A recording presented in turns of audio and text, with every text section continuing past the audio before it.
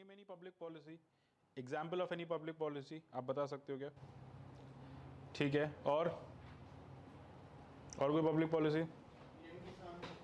अरे भी सिंपल है ना, सरकार जो भी काम करती है for the benefit of people उसे हम पॉलिसी कहते हैं, ठीक है, और क्योंकि वो पब्लिक के लिए करते हैं तो पब्लिक पॉलिसी बन जाती है। क्या कह रहा है ये?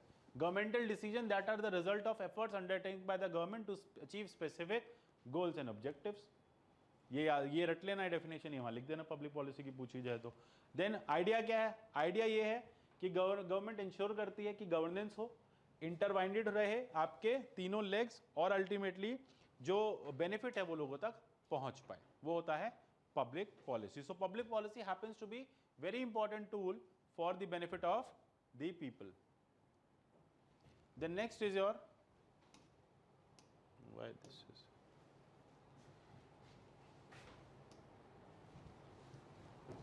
then policies can be of different kinds. One is, अच्छा एक टर्म यूज होता है substantive.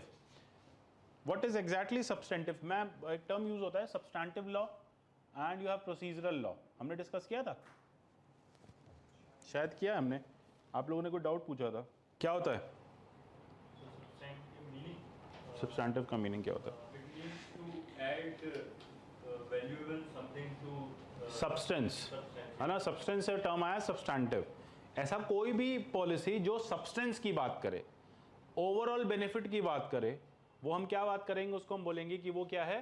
सब्सटैंटिव है। जैसे कि वो बात करेगी वेलफेयर की, वो बात करेगी डेवलपमेंट की, वो बात करेगी होलिस्टिक डेवलपमेंट ऑफ सोसाइटी की, वो बात करेगी ओवरऑल, मतलब पॉवर्टी एलिवेशन भी हो जाए, देन उसके बाद हाउसिंग भी आ जाए, देन लोगों को एम्प्लॉयमेंट भी मिल जाए, लोगों को एजुकेशन भी मिल जाए। यानी आपके एसडीजीज क्या है? सस्टेनेबल डेवलपमेंट गोल्स क्या है? एक तरह से सब्सटैंटिव पॉलिसीज हैं। These are the substantive policy because they want that human should be developed holistically. They should get the benefit in a holistic manner. तो ये होती हैं आपकी substantive policy, जिसमें education, employment सब कुछ आ जाएगा। Similarly, on the other side, you will have distributive policies. अब distributive policy by very name means that distribution of certain goods and services. किसी एक पर्टिकुलर गुड और सर्विसेज के लिए जब गवर्नमेंट को लेके आना है तो वो क्या कहेगी?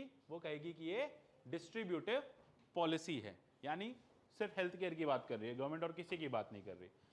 यूनिवर्सल हेल्थ केयर फैसिलिटी क्या हो गई? एक तरह से डिस्ट्रीब्यूटिव हो गई, क्योंकि वो सिर्फ आपके हेल्थ पैरामीटर को देख रही है। So these are the different types of public policy. Then the third one is redistributive policy. फिर डिस्ट्रीब्यूशन से आया रीडिस्ट्रीब्यूशन। कैसे हुआ? कैसे करेंगे? अच्छा रीडिस्ट्रीब्यूटिव करना हो तो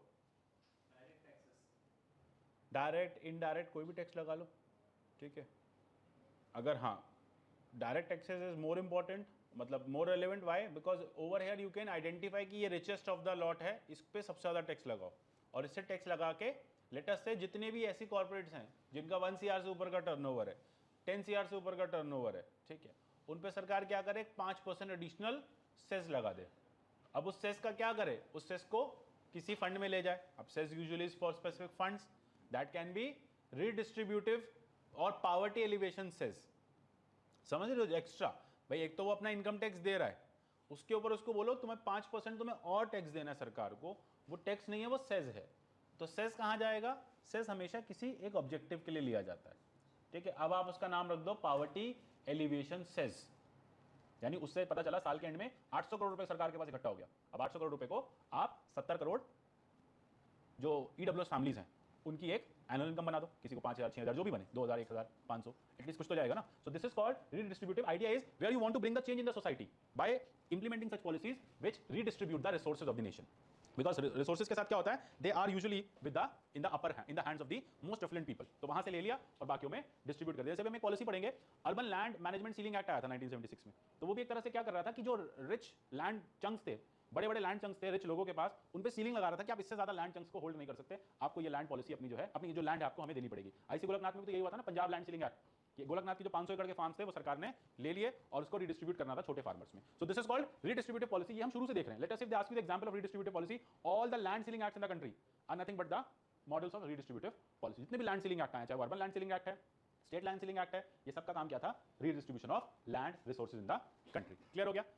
देन उसके बाद कैपिटलाइजेशन। यहां पे गवर्नमेंट क्या करेगी? सिंपल सीधा, जिसके हम बात कर रहे थे कि सीधा कैपिटल इन्फ्यूज कर देगी, कैपिटलाइजेशन पॉलिसी। अब पीएम स्वनिधि दे रही है, ठीक है, या फिर मुद्रा योजना है, अब पीएम कह रहे हैं कि रख लो पैसे, अब हो सकता है उसको आप कहीं और भी इन्वेस्ट कर रहे हो, चेक नहीं करने आ रहे कि आपने इससे अपना जो आप स्ट्रीट वेंडिंग का काम कर रहे थे वही बढ़ाया या आपने कुछ और नया कोई एंटरप्राइज स्टार्ट कर लिया। आइडिया की स्ट्रीट वेंडिंग के नाम पे आपको फंड्स मिल गए, तो ये क्या हो गया, capitalization policy, where government directly tend to gives money for certain reasons. Then obviously you have the regulatory, इनका काम ही यही है कि रेगुलेशन करना, एलआईसी, आरबीआई, ट्राई, ये सब क्या करेंगी, these are called regulatory authorities which will ensure that the benefit of the people is happening.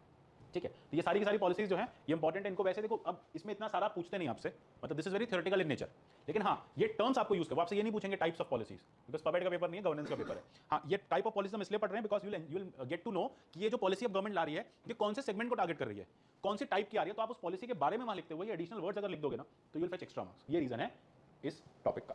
Clear? Then comes your nature, क्या होता है पब्लिक पॉलिसी का, सबसे बड़ा है गोल ओरिएंटेड, गोल को पूरा करना, गोल क्या है यहाँ पे, societal goal, welfare state, exactly, benefit of the people, सबका साथ सबका विकास, बार बार वही टर्म यूज होगा। Then collective actions to be taken, क्या क्या कलेक्टिव एक्शंस होंगे, हमने क्या देखे, 3 स्टेक होल्डर्स हैं, तीनों स्टेक होल्डर्स मिलकर काम करेंगे। ठीक है, एनजीओस का भी इंपॉर्टेंट रोल रहेगा, एसएचजीस का भी रोल रहेगा, लोगों का भी रोल रहेगा और सरकार का तो रहेगा ही रहेगा। देन अल्टीमेटली पॉजिटिव, कैसे पॉजिटिव होती है, when it comes will basically give the positive benefits of the society. कोई पॉजिटिव बताओ, नेचर पॉजिटिव सब बताएंगे, नेगेटिव बताओ, कोई ऐसी पॉलिसी जो नेगेटिव रही हो, ऐसे नहीं करो।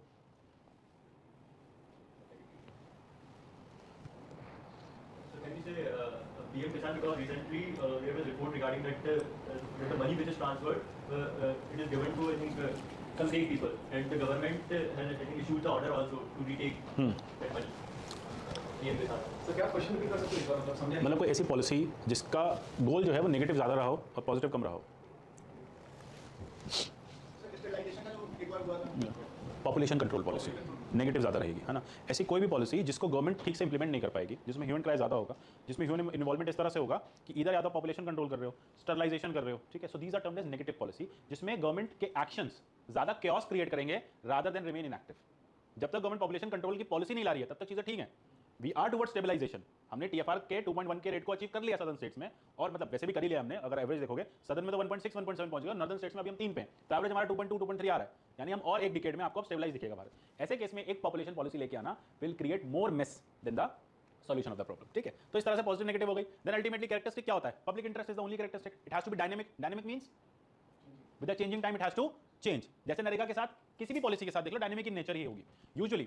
नरेगा के साथ क्या हो रहा है, कैसे हो रहा है, जैसे इन्फ्लेशन बढ़ता जा रहा है, नरेगा के रेट्स जो हैं वो स्टेट गवर्नमेंट को दे दिए कि आप अपने अकॉर्डिंग रिवाइज कर लो। नरेगा के केस में there is no uniform rate, central government rate decide नहीं करती है कि लेबर को कितना देना है पर डे का, that depends from state to state, that depends from season to season. अब उसमें ये कहा जाता है कि आप ये देख लो आपके यहाँ पे लीन सीजन कौन सा है, भाई हर स्टेट का अपना लीन सीजन होगा फार्मिंग का, आप अपने लीन सीजन के हिसाब से रेट डिसाइड कर लो। क्योंकि एक शिकायत कंप्लेंट पंचायत के एंड से ये भी आई थी, मार्केट के एंड से ये भी आई थी कि नरेगा के टाइम पे, मतलब मार्केट जब लेबर की नीड में होती है तो नरेगा भी तभी अपॉर्चुनिटी ओपन कर देती है, तो मार्केट में लेबर क्राइसिस हो जाती है। मतलब अभी सोइंग का सीजन है, कौन सा सीजन है, खारिफ, है ना, सोइंग का सीजन है। अब ऐसे में सोचो पंचायत वेल डिग करने की बात भी कर दे कि चलो चलो 200 पे मिलेंगे, आप कुआं खोदे, ऑलरेडी आपके पास लेबर क्रंच है क्योंकि आपको भी फसल सो करनी है, और आप मनरेगा ने भी ओपन अप कर दिया है अपने पेंडोरा बॉक्स को, तो क्या होगा, मार्केट में क्राइसिस हो जाएगी लेबर की। तो इसलिए कहा जाता है कि ये सारी चीजें डायनेमिक होनी चाहिए, आप स्टेट लेवल अपने आप डिसाइड कर ले। इनफैक्ट पंचायत सबको पावर दे दी गई है कि आप डिसाइड करो कि 100 दिन वो कौन से होंगे, आपकी पंचायत की जो सबसे लीन 100 दिन होंगे ना, वो 100 दिन का रोजगार क्रिएट कर लो, क्योंकि बाकी 265 दिन वो मार्केट से पैसे कमा लेंगे। Getting this? तो दिस इज कॉल्ड डायनामिज्म, कि एक ऐसा मैकेनिज्म होता है जिसमें आप रिसोर्सेज का प्रॉपर यूटिलाइजेशन करते हैं, इफेक्टिव इंप्लीमेंटेशन करते हैं। Getting this? Then public policy future oriented होते हैं, obviously there has to be a future, एक भारत श्रेष्ठ भारत 2030 के एसडीजीज को पूरा करना है, so accordingly you will implement your policy. आपने देखो ना मोदी जी जब भी कोई पॉलिसी बताते हैं तो कहते हैं इससे ये होगा, हमारा भारत यहाँ पहुंचेगा, so this is what future oriented policy has to be. Then participatory and consultative policy making process में आपको पहले भी डिस्कस कर चुका हूं आपके साथ, एजेंडा सेटिंग होगा, फिर उसके बाद पॉलिसी फॉर्मुलेशन होगा, फिर अडॉप्शन होगा, इंप्लीमेंटेशन होगा, इवैल्यूएशन होगा, और फीडबैक के थ्रू वापस से सरकार के पास पॉलिसी आ जाएगी। This was the process of policy I was talking about. ठीक है, देन इंडिया में कौन कौन सी पॉलिसीज रही हैं, ऑब्वियसली पॉलिसी मेकिंग का सबसे इंपॉर्टेंट काम किसके पास था, it was with your planning commission. Planning commission के बाद अब किसके पास है, मिनिस्ट्रीज खुद भी कर रही हैं, नीति आयोग के थ्रू भी हो रहा है। ठीक है, पहले क्या होता था, यूजुअली ज्यादा प्लान्स प्लानिंग कमीशन में आती थी, सेंट्रलाइज्ड फॉर्म थी, अब डिसेंट्रलाइज कर दिया गया, depending upon if you have any requirement you can make your policies. ठीक है, तो ये सारी चीजें बहुत ज्यादा थ्योरेटिकल है। देन अचीवमेंट ऑफ लैंड, आज की क्लास थोड़ी थ्योरेटिकल रहेगी, कल से हम इंडिविजुअल टॉपिक्स पाएंगे। Then economic infrastructure growth, social infrastructure, ये सारी चीजें क्या हैं, आपके अचीवमेंट्स है। ठीक है, तो अचीवमेंट्स यही होते हैं। अगर आप सेंसस के केस में देखेंगे तो पॉपुलेशन कंट्रोल भी हुआ, ग्रोथ रेट भी बढ़ा है, ये सारी चीजें। Unemployment despite of all the policies कुछ फ्लॉज भी रहे हैं, what are the flaws, unemployment control नहीं कर पाए हम लोग, पॉवर्टी कंट्रोल नहीं कर पाए, इनइक्वालिटी कंट्रोल नहीं कर पाए। ठीक है, देन अल्टीमेटली अगर आप देखेंगे डिस्ट्रीब्यूशन ऑफ गुड्स प्रॉपर्ली नहीं हो पाया, ये सारे फ्लॉज रहे हैं इंडियन पब्लिक पॉलिसी के साथ, इंडिया के डेवलपमेंट के साथ। स्मॉल स्केल इंडस्ट्रीज जो हैं उनको ज़्यादा बेनिफिट दिया, लेकिन ultimately capital intensive industries India में नहीं बढ़ पाई, ना तो स्मॉल स्केल ग्रो हुई ना कैपिटल इंटेंसिव ग्रो हुई। Then annual growth, standard of living, per capita income बहुत ज़्यादा नहीं बढ़ी है, स्लम्स बड़े हैं, ठीक है। सोशल जस्टिस कर लिया। रीजन ऑफ स्लम्स क्या होता है? बस बेनिफिट्स ऑफ स्लम्स क्या होता है, अच्छा ये बताओ। कभी इंटरव्यू में पूछा जाए कि do you think that slums have certain benefits? Sir जो मेट्रोपॉलिटन सिटीज वगैरह होती है, फॉर एग्जांपल अगर मैं दिल्ली या मुंबई की बात करूं, तो जो रिच एंड द क्राउड है उनके जो बाकी सर्विस नहीं बोलूंगा, जो घर के काम हो गए जैसे क्लीनिंग हो गया, वॉशिंग हो गया, गार्डनिंग वगैरह हो गया, उसके लिए जो लेबर का इनपुट लगता है वो यहाँ से आता है। स्लम का सबसे बड़ा फैक्टर और बेनिफिट ये होता है कि वो धारावी नहीं हटाते वो लोग, क्योंकि it is in the middle of the city, पूरी सिटी में, और वो चीप लेबर सप्लाई देता है पूरी सिटी को। ये स्लम्स का ना बेनिफिट भी देखा जाता है। बहुत सारी इंटरनेशनल स्टडीज आई हैं, उन्होंने देखा है कि स्लम्स बनते ही वहीं हैं जहाँ पे आसपास डिमांड होती है इंडस्ट्रीज में या आपके हाउस होल्ड्स में, और डिमांड इस तरह से होती है कि लोगों की सस्टेनेंस उस डिमांड से पूरी हो जाती है। तो फिर और लेकिन इतना पैसा नहीं कमा पाते कि वो कहीं दूर जाके रहें, तो they prefer staying in slums. In fact there is a concept of, you can say, कि स्लम्स को ना अब लोग वो नहीं मानने लगे, डाउनग्रेडेड चीज नहीं है। They are happy living in slums because it gives them access to the city, it gives them access to the employment, it gives them sustenant amount of living, जितना सस्टेनेंस चाहिए, छत मिल गई, रोटी कपड़ा मकान मिल गया, पैसे आ गए पास में से, ठीक है। बांद्रा में के पास में स्लम है, आप वहाँ गए, मतलब कोई ड्राइवर है वहाँ पे जॉब करी, 20,000 रुपये कमाया, स्लम में आके अपना रहा, टैक्सेस नहीं देने पड़ते, कोई टैक्स नहीं होता, हाउस टैक्स नहीं होता। सो अल्टीमेटली देखा जाता है कि अपना एक स्टडी ने ये भी बताया था कि स्लम्स को लोग वो करने लगे हैं, मतलब दैट पहले तो इतना ओके था, अब पीपल की प्रेफरेंस बन गई है कि स्लम में रहने में कोई इशू नहीं है उनको। Getting this? इनफैक्ट वो आप देखते हो बॉलीवुड की मूवीज में भी स्लम्स को कितना पोर्ट्रे किया जाता है, slum living is not a bad living. तो इस तरह से स्लम्स के बेनिफिट्स भी देखे जाते हैं। कभी पूछा जाए इंटरव्यू में तो बता देना कि स्लम्स अपने आप में खराब नहीं होते, ग्रोथ के इंजन होते हैं। Small scale industries, tailoring, carpentry, छोटे छोटे, देन योर दिस क्या कहते हैं, गार्बेज कलेक्शन, ठीक है। गार्बेज का छोटे छोटे जो गार्बेज आता है ना, जो आपका ये प्लास्टिक्स के केस में आता है, व्हाट वी से, मैं टर्म भूल गया, नहीं, रिसाइकिल के लिए जो जाना होता है उसका सेग्रीगेशन हो जाता है वहाँ पे, ठीक है। स्क्रैप करने वाले है ना, स्क्रैप का काम करने वाले बहुत है। तो इस तरह से स्लम्स के बेनिफिट्स भी देखे जाते हैं इकोनॉमी में। Then obviously lacunas in public policy, क्या सबसे बड़ा है? Over centralisation. देन उसके बाद assessment policies are almost missing और फेलिंग, असेसमेंट होता ही नहीं है डेटा एनालिसिस का। इसलिए तो कहा गया मिड टर्म रिव्यू किया करो विद योर बजट, है ना। आप साल के एक बार पैसा देते हो, उसका लास्ट में आप हिसाब लेते हो, आप उसका मिड टर्म रिव्यू किया करो, जिसको हम क्या टर्म यूज करते हैं? Outcome budgeting. पढ़ा है? What is outcome budgeting? Poverty का कौन है यहाँ पे? ये तो वैसे पॉलिटी उसमें पढ़ा होगा ना, पॉलिटी में तो नहीं है, इन इकोनॉमी पढ़ा होगा ना। क्या है बताओ?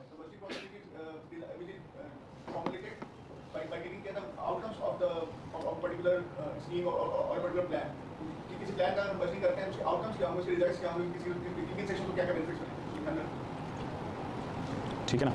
तो आउटकम बेसिकली देखो क्या होता है, आप ये देखते हो कि जो फंड्स है ना स्कीम में हर साल ऊपर नीचे होते हैं। जैसे मनरेगा के फंड्स अभी कुछ टाइम से कम करते जा रहे हैं। इनफैक्ट बीच में बढ़ाया था 2016-17 में, क्या हुआ जब एम्प्लॉयमेंट की नेसेसिटी थी तो फंड्स बढ़ा दिए। 14-15 में ऑलरेडी बहुत एम्प्लॉयमेंट था क्योंकि रियल एस्टेट सेक्टर ठीक चल रहा था, क्राइसिस इतनी नहीं थी। 16-17 में थोड़ा सा स्लो डाउन आया, एफपीआई जो है वो मार्केट से पैसा निकालने लगे, एफडीआई कम होने लगी, इंडस्ट्रियलाइजेशन थोड़ा पेस रुक गया 2 साल 3 साल। तो गवर्नमेंट ने क्या किया? आउटकम बजटिंग देखी कि नरेगा से बेनिफिट हो रहा था, नरेगा में फिर से फंड्स इन्फ्यूज करने शुरू कर दिए। 19 में फिर कम कर दिए, 20 में जैसे ही गवर्नमेंट ने देखा कोविड आया, नरेगा में फिर से नए फंड्स इन्फ्यूज कर दिए। सो this is called with the outcome. आपकी स्कीम जो दे रही है उस हिसाब से आप अपने रिसोर्सेज को प्लान करते रहो, ठीक है। इसके लिए ये इंश्योर हो जाता है कि आप हर साल एक जैसा फंड नहीं दे रहे, इवन इफ परफॉर्मेंस हो रही है या नहीं हो रही है। परफॉर्मेंस बेस्ड बजटिंग भी कह सकते हैं कि डिपेंडिंग ऑन द परफॉर्मेंस आप वैसा कर सकते हो। भारत में प्रॉब्लम क्या है? Lacuna is the major lacuna is because you don't have the data, या डेटा तो है पर असेसमेंट नहीं है। यू डोंट हैव स्टैटिस्टिशियंस, इस तरह के स्टैटिस्टिशियंस गवर्नमेंट के पास है ही नहीं। छोटी सी मिनिस्ट्री है मोस्पी, उसके पास छोटा सा ऑफिस है बस, उसके पास स्टाफ ही नहीं है अभी तक। तो इनफैक्ट उसमें जो मिनिस्टर पहले होते थे जो उसमें उनको बिठाया जाता था, that was your civil servant only, एक रिटायर्ड सिविल, टीसी आनंद थे, ठीक है, was a statistician as well. लेकिन वो एक ऐसी मिनिस्ट्री जिस पर सरकार सबसे कम ध्यान देती है, जिस पे इतनी बड़ी कंट्री में सबसे ज्यादा ध्यान होना चाहिए, उसके पास सबसे कम बजट जाता है। एमएसपी कभी देखा न्यूज़ में? कौन है मोस्पी मिनिस्टर? सुना भी नहीं, शंट पोस्ट है, जिसे कुछ नहीं देना उसे उठा के मोस्पी दे दो, ठीक है। So this is where you can see that data का एनालिसिस असेसमेंट इतना खराब है इतनी बड़ी कंट्री में, तो आप कैसे बजट अपने ठीक कर पाओगे या फिर आउटकम्स ला पाओगे? You need to evaluate your actions to ensure future oriented growth. Then politically motivated policies, obviously लोगों ने इवेंट ट्राई किया तो फार्म बिल हटा लिए, कुछ लोगों ने कोई पॉलिसी मांगी तो दे दी। Idea is basically depending upon winning the elections, because आपकी कंट्री में ना पॉलिसी एजेंडा या policy setting is more about winning the elections rather than doing public welfare. Idea यहाँ पे क्या है? इलेक्शन प्रोसेस जीतना, पब्लिक वेलफेयर सेकेंडरी है। इसलिए बड़ा प्रॉब्लम हो जाता है भारत जैसी कंट्री के साथ। गवर्नमेंट नॉन एनजीओ का पार्टिसिपेशन बिल्कुल नहीं है। इनफैक्ट जब एनजीओ देखेंगे पढ़ेंगे तो हम एक बड़ा डेटा सेट देखेंगे विद रिगार्ड टू एनजीओ, जो ये बताता है कि कंट्री में लगभग 60-65% एनजीओ जो हैं वो नेम से क्लियर की गई हैं। They are only for laundering the money, सिर्फ मनी लॉन्ड्रिंग के पर्पस के लिए यूज की जाती हैं। उनका ग्राउंड लेवल रियलिटी से कोई लेना देना नहीं है। They don't work for the ground level reality, they are just working on paper. बड़ी बड़ी एनजीओ हैं, बड़े बड़े फंड्स आते हैं, ढूंढने जाओ तो कई गली में छोटा सा ऑफिस है 4th फ्लोर पे, ठीक है, वहाँ कोई नहीं बैठा होता, एक ऑफिस बॉय बैठा होता, कहता मुझे कुछ नहीं पता, बोर्ड लगा होता है एनजीओ का बस वहाँ, लेकिन फंड्स जो है वो चैनलाइज हो रहे हैं टाइम एंड अगेन, उसको हम पढ़ेंगे आगे। So lack of non governmental participation and inform debates, there is hardly any inform debate, अभी तो आप देख रहे हो डिबेट कहाँ जाती है, ठीक है, with regard to your social media.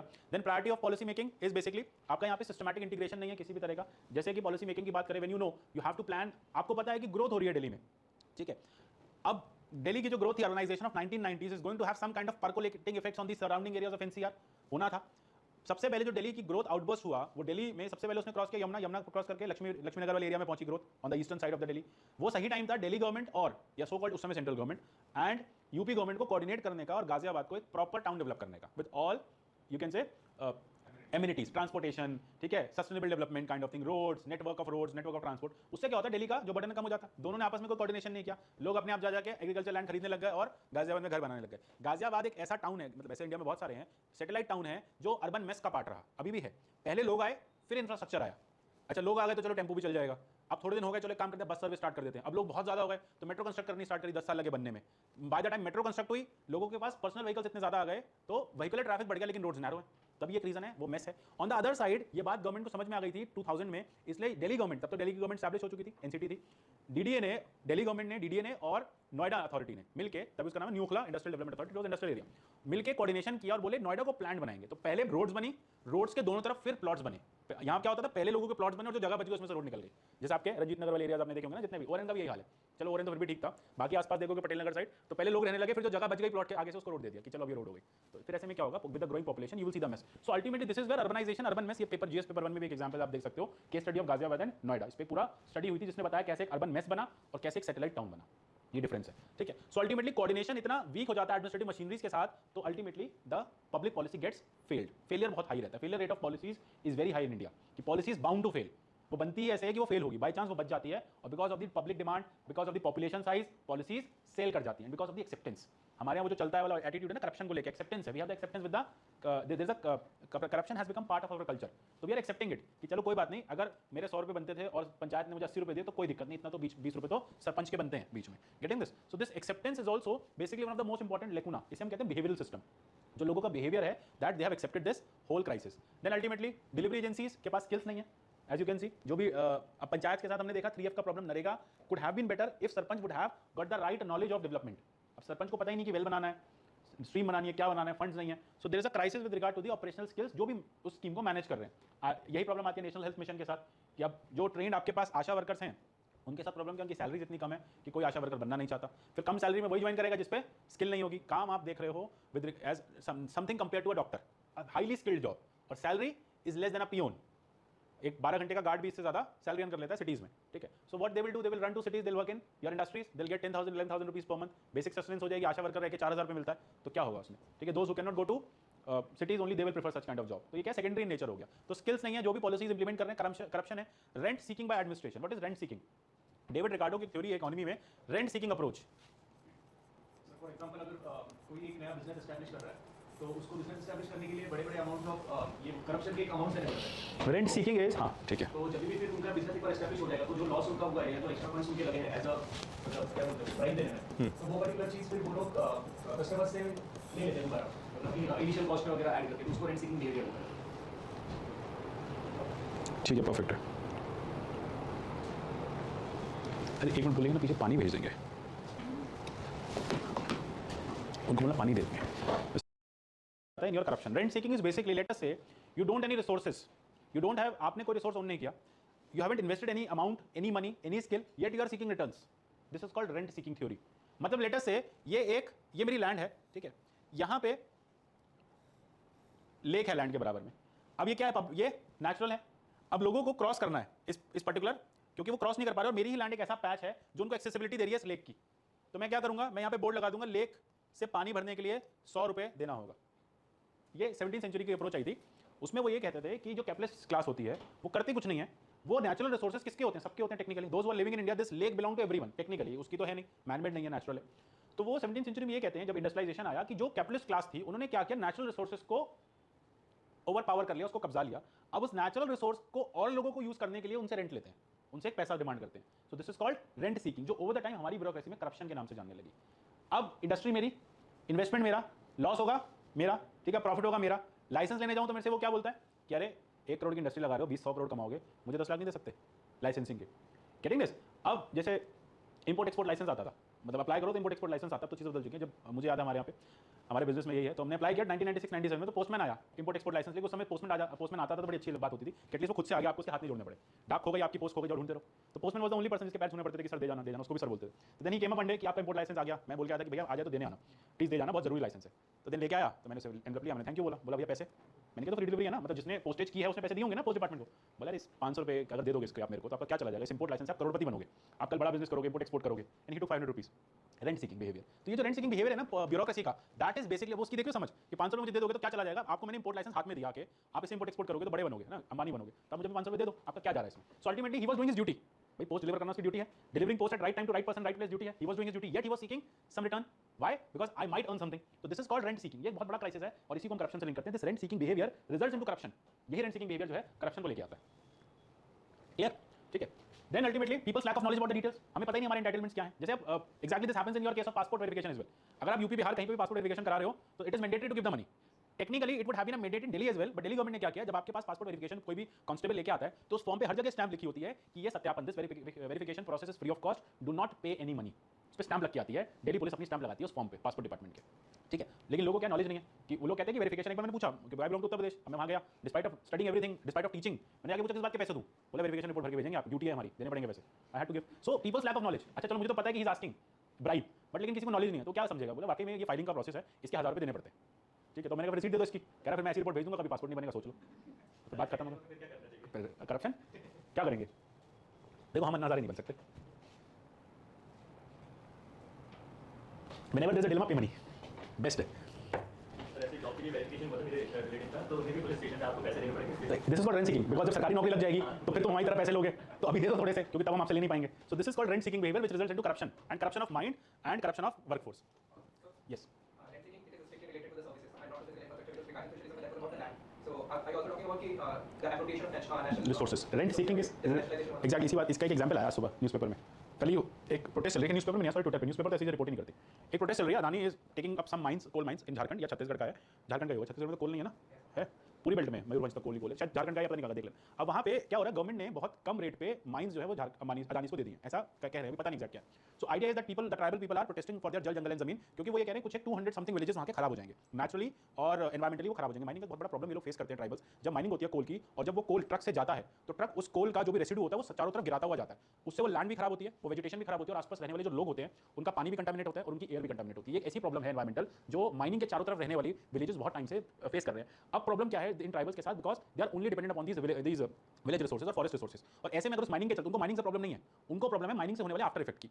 अगर ऐसे आफ्टर इफेक्ट के चलते हेल्थ क्राइसिस की वजह से और इन सब इशूज के, अगर उनको वो जगह छोड़ के जानी पड़े यानी उनका रिहैबिलिटेशन हो तो वो कहाँ जाएंगे? उनका प्रॉब्लम ये है, वो ये कहते हैं if we leave this place so we don't have anywhere to go. सरकार कहेगी चलो आपको, हम आपको प्रधानमंत्री आवास योजना दे देंगे, यहाँ से 200 किलोमीटर दूर ले लेंगे, अर्निंग कहाँ से करेंगे? They don't have skills, then they don't have right the education जो कि आपको इस मार्केट में चाहिए, वो अपने विलेजेस अपने उसके लिए बने हैं फॉरेस्ट के लिए। तो ये क्राइसिस आ रही है। तो अब यहाँ पे जो भी अब नेचुरल रिसोर्स था गवर्नमेंट ने सस्ते रेट पे दे दिया, अब वो जो माइनर है वो क्या कर रहा है? वो रेंट सीकिंग कर रहा है।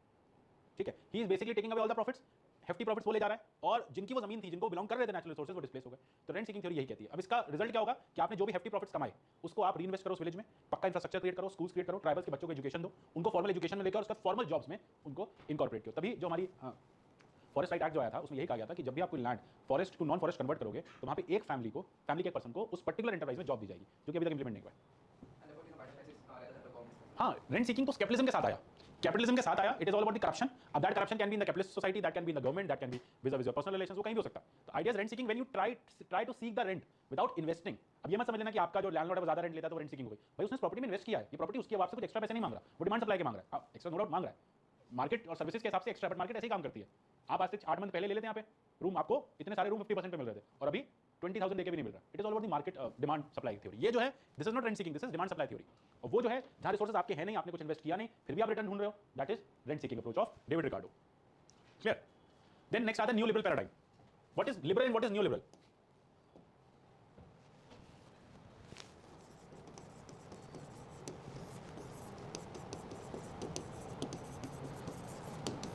What is liberal? Anyone?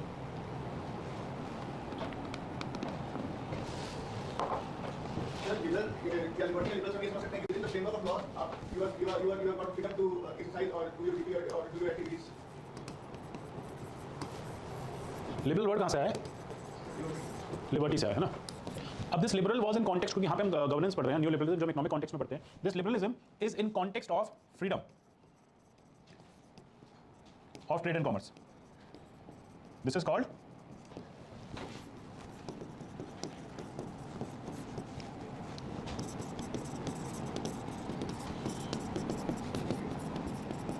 ठीक है, यही हुआ liberalism with regard to your economics, where private participation और private people have freedom of trade and commerce, freedom of establishing enterprises, freedom of running industries, and government participation is minimum. Government is not interfering, participation, interference, सब कुछ minimum है. ये थी liberalism की approach. अब this liberalism approach में क्या हुआ, ओवर द टाइम हमने क्राइसिस देखा, सोशलिज्म में आपने पढ़ा, फिर मार्क्स आए, मार्क्स ने कम्युनिज्म की बात की, सोशलिज्म से शुरू हुए कम्युनिज्म तक पहुंच नहीं पाए. अल्टीमेटली क्या होता है कि एक ऐसा सिनेरियो आता है 1970s का वर्ड ओवर, जहां पे देखा दिस लिबरलिज्म, भाई कैपिटलिज्म जो है वो लिबरलिज्म का ही ऑफशूट है. Liberalism is more like a political ideology, when you apply it in the working of economics it becomes capitalism. ठीक है, where the capitalist people, those who have money, they tend to enjoy all the benefits, they are seeking the profits, they are exploiting the resources irrespective of what others are getting, they are getting everything. This is called capitalism. So liberalism gave birth to capitalism. Capitalism exploited the society. Exploitation में क्या हुआ, veg gap बढ़ते गए, because haves and have nots का class आया, bourgeoisie और प्रोलेटारिएट्स बने. So ultimately एक टाइम के बाद 1960s 70s में, वैसे वो पहले से रहा था, but because now there were democratic governments across the world, so what they were doing is they were looking at the welfare of the people. They were trying to look at the welfare of the people, और उनको ये पता चला कि एक segment ने तो बहुत पैसा कमा लिया और एक सेगमेंट जो है वो कुछ नहीं कमा पाई, और इकोनॉमी में के शेप ग्रोथ हुई है. यानी those who have got something, मतलब those who have got everything, and there are people who have got nothing. So the gap between the people is widening year by year. तो इसमें एक नया concept लाया गया क्रॉस. इनफैक्ट ये वो time था जब जापान का इंडस्ट्रियलाइजेशन भी हाईएस्ट पीक पे था, ब्रिटेन भी ठीक काम कर रहा था, यूएसए भी पीक पे था, और यूएसएसआर का जो कम्युनिज्म है या फिर जो सोशलिज्म है वो बहुत ज़्यादा वीक होता जा रहा था. सो ऐसे केस में मार्गरेट थैचर, नाम सुना है? Then in USA Ronald Reagan, they came up with the idea कि काम करते हैं, इस लिबरलिज्म को वापस से रीइन्वेंट करते हैं, न्यू पॉलिसीज लेके आते हैं और कोशिश ये करते हैं कि गवर्नमेंट जो है वो उन लोगों का ध्यान रखे जो नीचे रह गए हैं.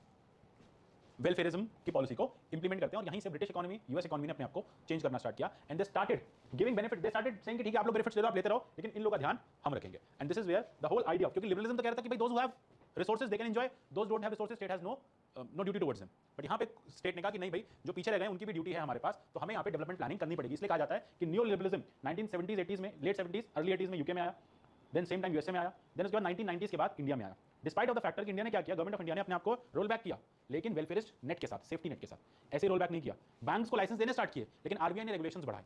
टेलीकम्युनिकेशन सेक्टर को फ्री किया, लेकिन ट्राई को एस्टैब्लिश किया. Getting this?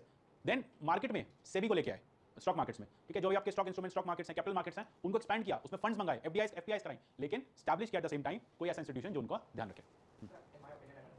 Neoliberalism was not much about welfareism. It was about कि after the New Deal, 1930s में FDR ने बहुत ज़्यादा state intervention कर दिया था, तो वहाँ of the state. That's why market sector ने काफी सारा privatize किया है, जैसे छोटी मार्क्स privatize करते हैं. Ronald Reagan pursued rolling back of communism. It was more about rolling back of state rather than welfareism. Of course, there was one tenet of equitable growth. Exactly, बिल्कुल. देखो, rolling back of state हो रहा था, ठीक है. 1991 में वही मैंने कहा कि स्टेट ने इंडिया से भी रोल बैक किया, मतलब स्टेट ने इंडस्ट्री से भी रोल बैक किया, लेकिन not at the cost of poor people. यही चीज़ न्यू लिबरलिज्म में हमने ऐड ऑन करी. लिबरलिज्म तो पहले से चलता आ रहा था, हमने उसे न्यू टर्म क्यों दिया? Why we gave the term neo in nature? They could have done it the way they were doing it. But liberalism was part and parcel. It established in 18th century. अब now you can say in 1970s, 1960s state के पास कुछ enterprises बचे थे, state उनको privatise कर देता, privatise कर दिया, स्टेट की ड्यूटी खत्म हो गई. लेकिन new liberalism as a concept को क्यों ज़्यादा इमर्ज, मतलब क्यों बहुत ज़्यादा प्रोपोगेट किया गया?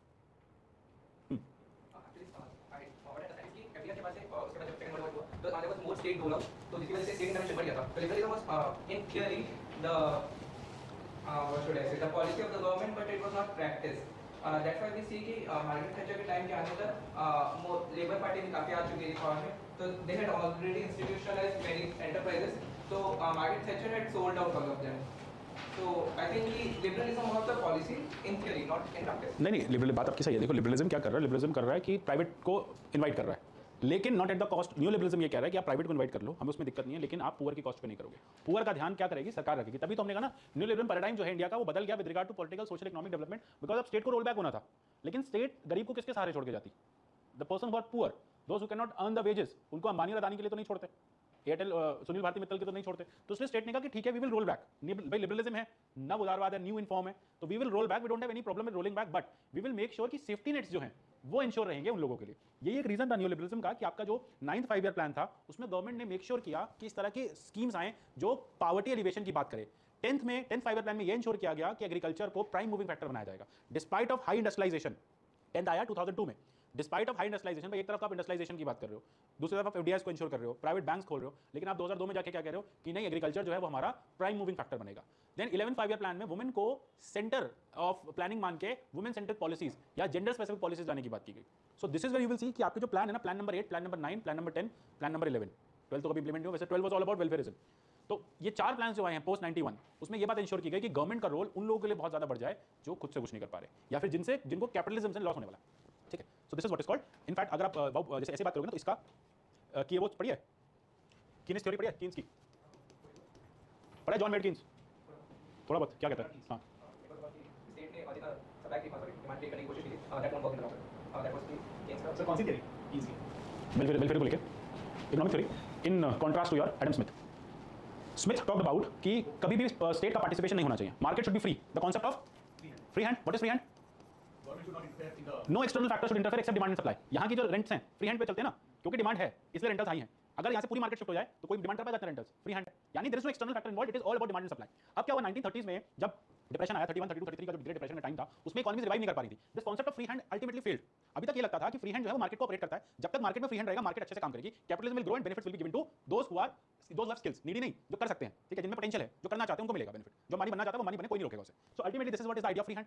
लेकिन 1931 के बाद देखा गया कि मार्केट तो फेल कर गई, अभी तक आपने सब कुछ मार्केट पे छोड़ दिया और मार्केट फेल कर गई। तो यहाँ पे जॉन मेडकिन्स जो कि ब्रिटिश इकोनॉमिस्ट, उन्होंने थ्योरी लिखी, उन्होंने कहा कि जब भी इस तरह की मार्केट फेल करती है तो हमें इससे ये पता चल जाता है कि capitalism per se can not be the sole deciding factor of economics, there has to have state intervention. जब भी क्राइसिस आएगी स्टेट का इंटरवेंशन नेसेसरी होगा, but because whatever policy state will be bringing in, these policies will be pro people. This is where the government will spend money, this is where the government will infuse money, this is where the government will ensure that basic amenities are fulfilled, this is where government will give cash to people. और उससे क्या होगा, market में वापस से growth आएगी। Getting this? और capitalism के जो साइड इफेक्ट्स हैं वो मिनिमाइज हो जाएंगे। कोविड में यही हुआ, कोविड में फ्री हैंड फेल हो गया, कैश इन्फ्यूज किया गया cross the world, her government ने कैश दिया। अब हम ठीक है उसका अल्टीमेट, अब देखो यही प्रॉब्लम 1944 में भी आई थी, हाई इन्फ्लेशन हो गया था, वही प्रॉब्लम आप फेस कर रहे हैं, 2 साल करेंगे और फिर से, लेकिन अल्टीमेटली स्टेट का इंटरवेंशन नेसेसरी है। आइडिया ये है। तो ये न्यू लिबरलिज्म कहता है कि लिबरलिज्म करते रहो, ठीक है, प्राइवेटाइज कर दो, लेकिन make sure in the name of of privatisation आप लोगों को बेनिफिट्स जो नीडी है उनके बेनिफिट्स हैं। So new liberal paradigm means developmental planning involving a policy model taking account of political, social, economic dynamics, transferring control of economic factors from public sector to private sector, but we have to make sure that the people are able to get benefit. ठीक है, those who can afford access to resources and benefit from privatization are less likely to be interested in supporting the public efforts to benefit society. Hence, neoliberal era के बाद आपको ये चीज make sure करनी है कि वेलफेयरिज्म आपको लेके आना है। क्लियर है? स्टेट के एंड से तभी तो गवर्नमेंट पॉलिसीज बढ़ा दी। क्लियर हुआ?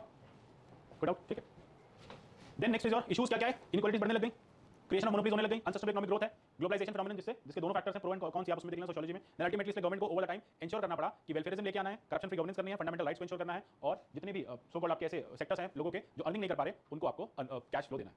ठीक है, तो ये सारी चीज़ आप कर लोगे, आई गेस इसमें कुछ ऐसा है नहीं। देन एक प्लानिंग कमीशन को लेकर, वो पुराना हो गया, वो खुद ही पढ़ लेना, नोट्स में रखा है। Then role of NITI Aayog,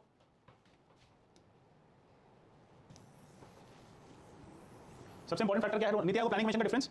one is highly centralised body, one was, another is not that centralized. ठीक है, it has a recommendatory role. What it is going, it is basically ensuring that various policies can be implemented through various ministries and ultimately जो भी आपका गोल है वो fulfil हो सके। तो नीति आयोग के केस में देख लेना चेंज कैसे किया, डिसेंट्रलाइजेशन के केस को हमने ज्यादा अडॉप्ट किया। तो सबसे पहली चीज क्या किया, स्टेट गवर्नमेंट को प्रोएक्टिव रोल दे दिया नीति आयोग में कि आप करो, जो कि पहले प्लानिंग कमीशंस कर रहे थे। देन उसके बाद जो भी नॉलेज डेवलप करना है, लॉन्ग टर्म विजन डेवलप करना है, प्लेटफॉर्म देना है। सबसे इंपॉर्टेंट चीज है cooperative federalism, this we already done in polity वाली क्लास। कोऑपरेटिव फेडरलिज्म को इंश्योर करना है। Cooperative means cooperation among the states and centre, competitive means state and state can compete so that अपने अपने लोगों को ज्यादा बेनिफिट दे पाए। तमिलनाडु ये बोलेगी देखो हमारे यहाँ के लोगों की पर कैपिटा इनकम ज्यादा है, तो फिर कर्नाटक को भी लगेगा ना हमें भी इंप्रूव करना है, so they will also bring in more resources और they will also bring in governance, जिससे कि ये चीज इंश्योर हो जाए।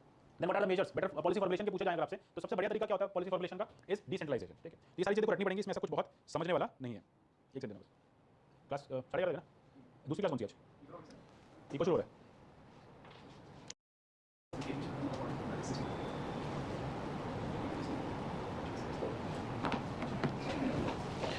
Okay then next is your, ये सारी चीजें कैसे कैसे इंप्रूव करना है आपको नोट्स में पढ़ना होगा। देन इवैल्यूएशन ऑफ स्कीम्स आपके नोट्स में, रीसेंट जो स्कीम्स हैं उसको आप करके जाना।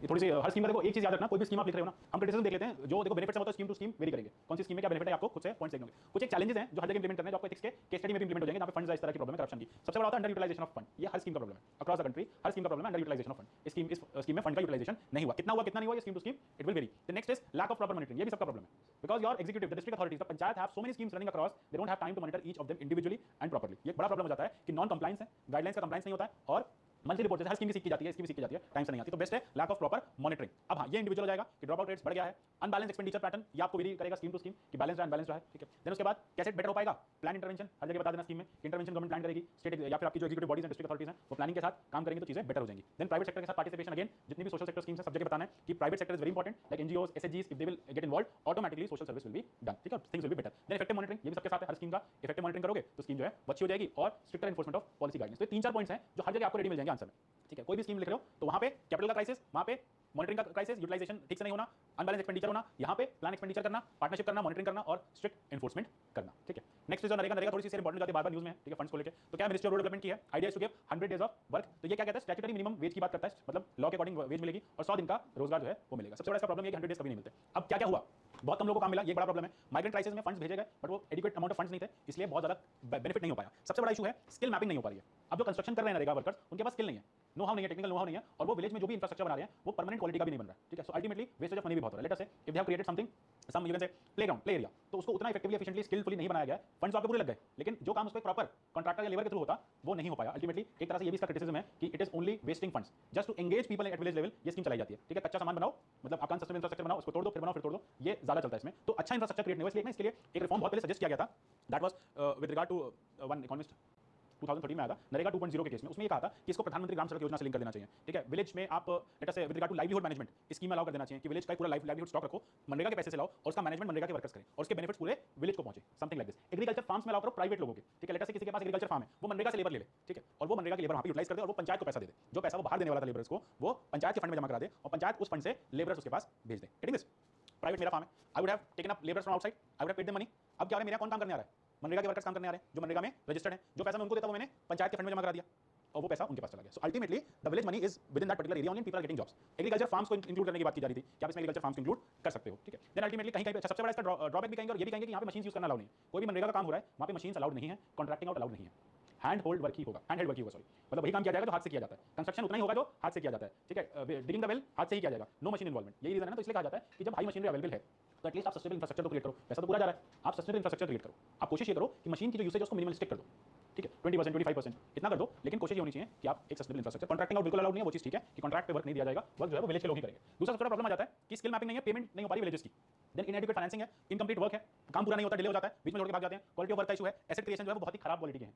तो ultimately we are wasting funds in the name of giving them employment. इससे अच्छा तो उनकी स्किल डेवलप करके आपने कहीं और काम पे लगा दो, फैक्ट्रीज भेज दो, आप ये पैसा खराब नहीं करो। जितना पैसा आप इनके विलेज के एम्प्लॉयमेंट पे दे दो, उतना पैसा एजुकेशन सिस्टम पे खर्च करोगे, सो ऑटोमेटिकली फ्यूचरिस्टिक जो आपकी आने वाली जनरेशन, फ्यूचर जनरेशन है, उसको इस स्कीम की जरूरत नहीं पड़ेगी। So this is nothing but giving doles, ठीक है ना। तो देयर वाज एन एसे ना, lending a hand is better than giving a dole. So MNREGA is not lending a hand at all, it is giving you a unseasonal work of 100 days. ये सबसे बड़ा criticism है, you are creating unsustainable infrastructure at the cost of public finances and that is being wasted and no skill is being created out of it.